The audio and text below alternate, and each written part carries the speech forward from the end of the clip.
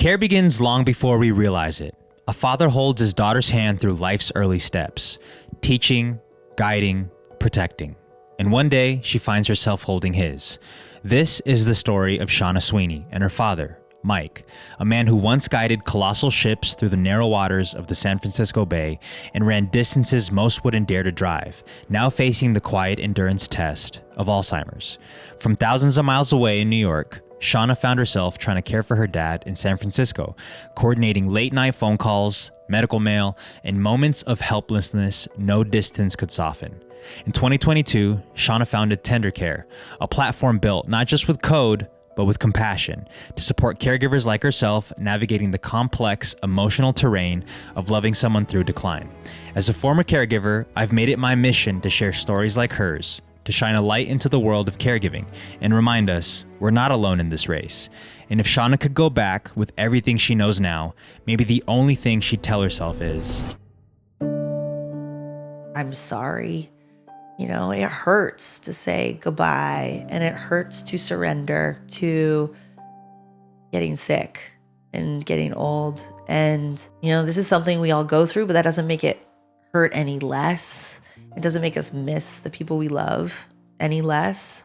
Mike Sweeney once navigated the treacherous waters as a San Francisco bar pilot and pushed his limits as an ultra runner. You were dedicating the run to an old friend. Well, tell me more about that.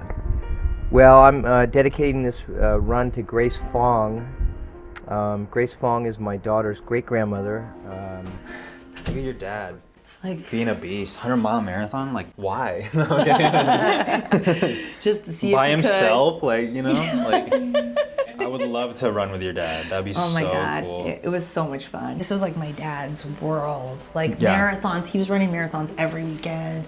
Wow. I grew up basically with my dad at starting line, like running races with him, Yeah. or it's like seeing him on the back end of him finishing and just coming back like a casual, no big This deal is like Saturday. part of your life, right? Like, Yeah, this is like how I grew up. It was just running was the backdrop of our whole relationship. That's so cool. So you're very close to your dad growing up. Oh my God, we were freaking frack. Yeah. He was more than a dad. He was also a best friend. We did everything together. And because also it was just the two of us so often, we were stepping in as real like partners and teammates to each other, kind of in many ways, like showing up as my mom and my dad sometimes. You know, he was there at the brownie meeting. He was the only dad there, very present in my life. And I really needed him, and he showed up for me. Now, in mid-stage Alzheimer's, he faces a different kind of endurance test.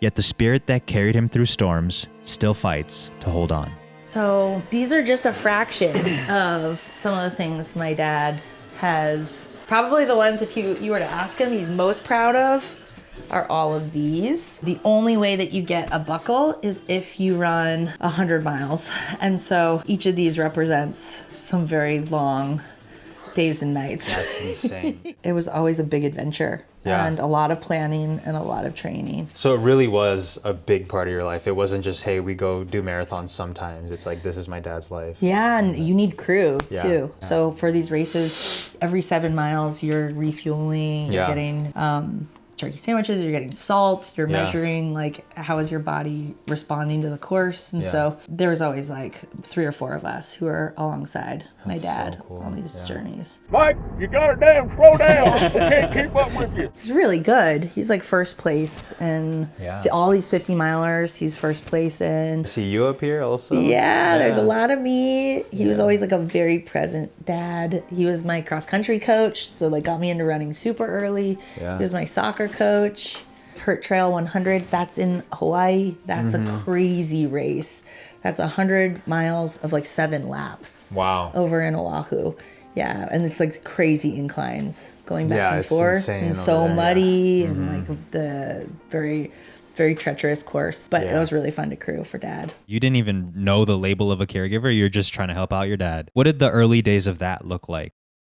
So there's a lot of fear in the early days. Like I don't know what I'm getting myself into. My dad is not handling this well. I feel very powerless, so far away. I don't even know what my role is supposed to be in any of this. It just felt like, we are now into a bad chapter. like most family caregivers, it started when bad things started happening. He was taking longer to, tell his stories. You kind of start to have a sense something's not quite right. He wasn't as independent as normal. He's getting like turned around and lost. Normal routes he would take, he like would get lost on. My dad started going to the ATM every day and taking out the max withdrawal. I didn't know this. And then I don't know where it went. Either we think maybe he was like throwing it away. I found out 2 weeks later, he'd been going to every day. Wow. With Alzheimer's, the brain's memory and reasoning start to break down. For Mike, going to the ATM became a routine he couldn't explain, a mixture of habit, confusion, and a lost sense of connection to what felt familiar and safe. Introduce you. Hi, Dad. How's it going? Hi. I want to introduce you to some of my friends. Give me a hug. Oh. This is Chris, my friend. Hi, how are you? Yeah. Good to see you. This is Mike. Yeah. Yeah. Yeah. So they're just going to come hang out for a little while. Yeah. I know, right? Look, we got a big belly going on over here. Yeah. I know. Ooh. You're gonna be a grandpa. Ooh. We got matching ones, right? I know. The baby's saying hi in there. Dad, do you want to go on maybe a walk? Huh? Do you want to go on a walk? And Dad, do you want to come too? No. No, you don't want to go out with me over to Andy's? Go see the water? Huh? Do you want to go on like a little walk? Yeah. Yeah, we'll go walk around and go hang. And we can go grab your shoes and get you ready and maybe go outside. No. No? It's not raining anymore. No. I know. What do you think? Well, how about I get your shoes and then we can decide? I know that you think that there's some perfect outcome here and you're going to get the A in this. There is no A. That is not what this is. You are not on that race. This is about making sure your dad's comfortable, the best of not great options, and knowing that they're not great. And it's going to be hard. Alzheimer's doesn't just steal memories. It also slows the body down. Walks become unsteady, steps grow shorter, and the ground feels less certain. What was once effortless movement for Mike has now become a struggle against gravity and time. Yeah. Try. Yeah.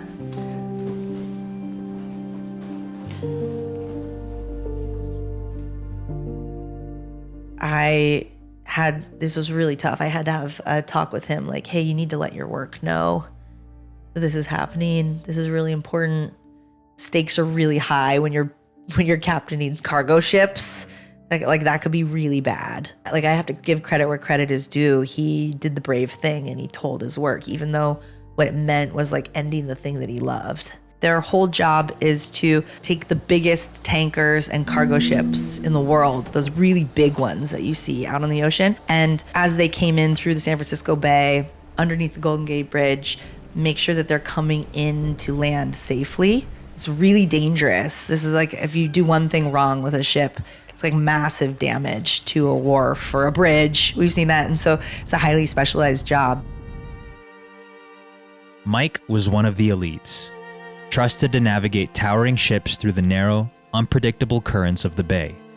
It's a role only few achieve, and Mike mastered the waters just as much as he mastered the ground he ran on.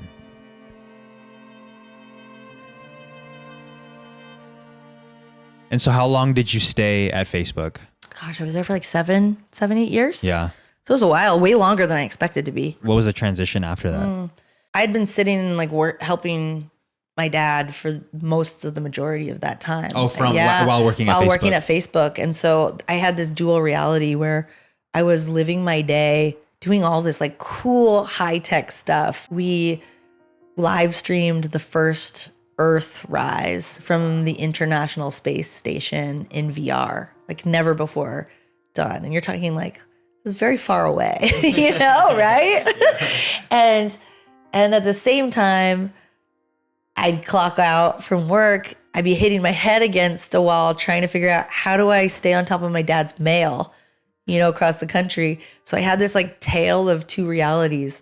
One in which I'm like, cool, we're letting everybody see the earth rise. And then one where I'm like, ugh, USPS, like how do I figure out paper mail? That disparity of like, okay, if we can do all of this so far away and tech can play this amazing role, can't it play a more important role closer to home? And why does it feel so broken? And why does it feel like it's so absent? That cosmic leap from tech breakthroughs to facing the human weight of caregiving from across the country sparked something in Shauna. So in 2022, she founded Tendercare, a platform built to soften the edges of caregiving. It's more than just digital tools. It's support, guidance, and community that helps you focus on what matters most. I had the honor to sit in a development meeting with Shauna and her team to see how Tendercare can help tens of millions of caregivers everywhere. Tendercare is my gift to my past self and to all the other caregivers that are starting this journey or are on it right now.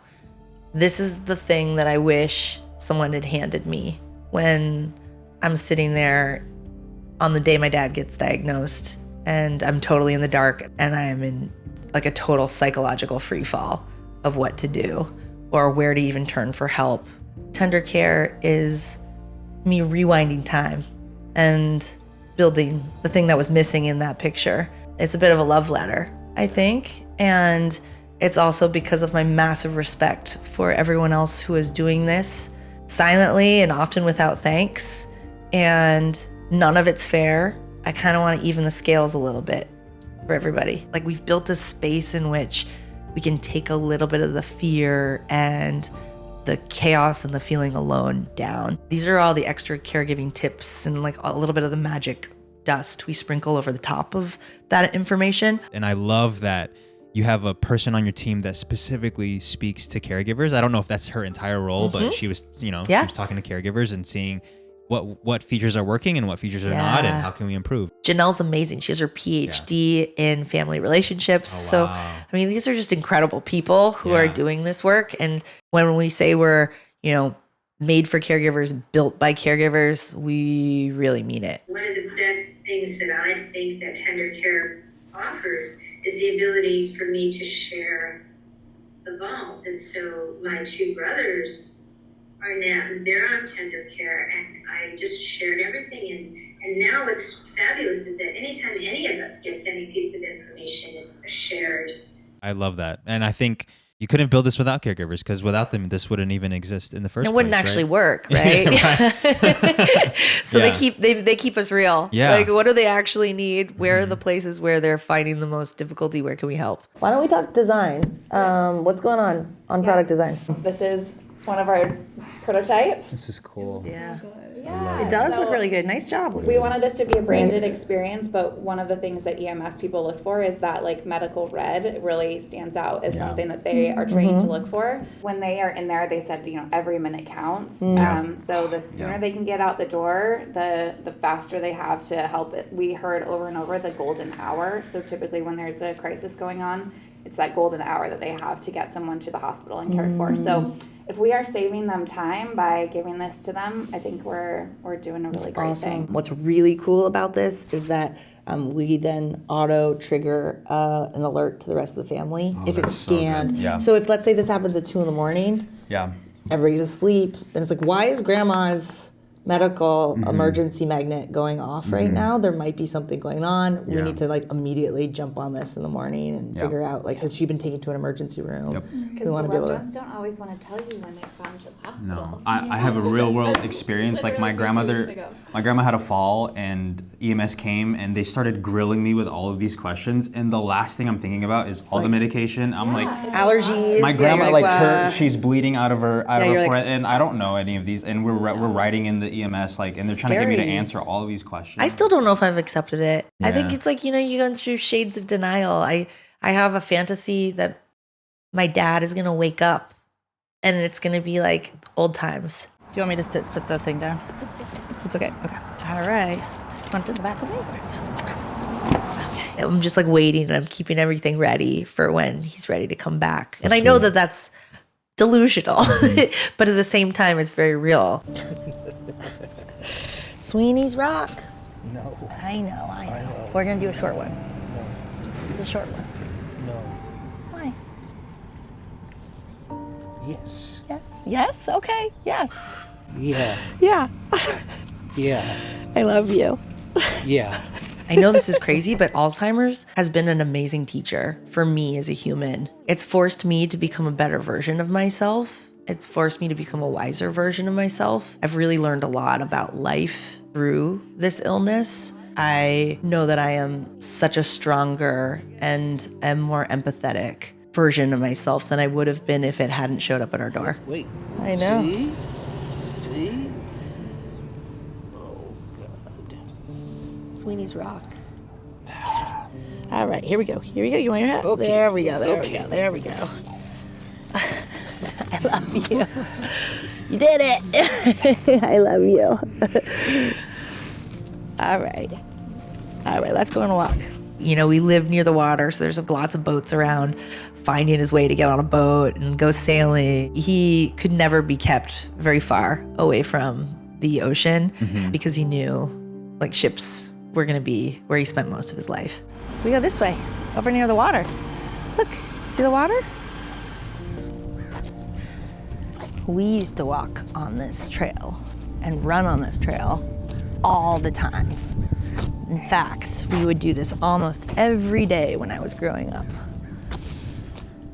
So beautiful out here. Once you've seen this journey, you never want anyone else to go through it without support. Like, you just don't want anyone behind you to ever feel, at least I didn't, like I did. To everybody else who's going through this, I'm sorry, you know? It makes it better when we do it all together, but it's still a really tough chapter, no matter how much tech you put into it. Yeah, you want to sit down?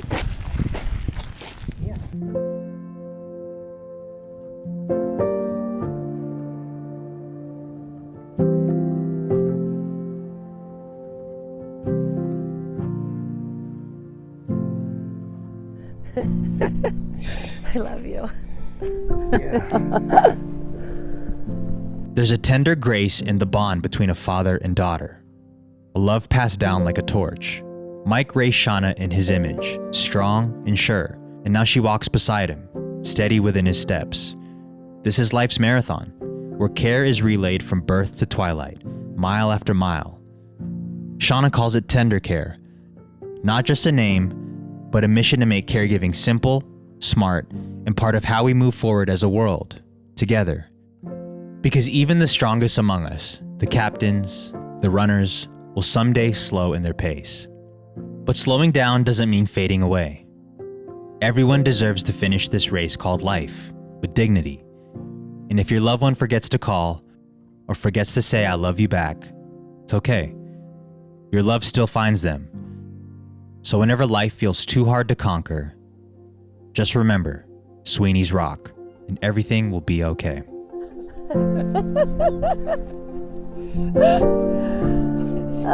I'm tired. Yeah. It's a lot of work. You never had to carry around another little human in your belly. It's a lot. We got lucky though. I thought it was going to rain all day.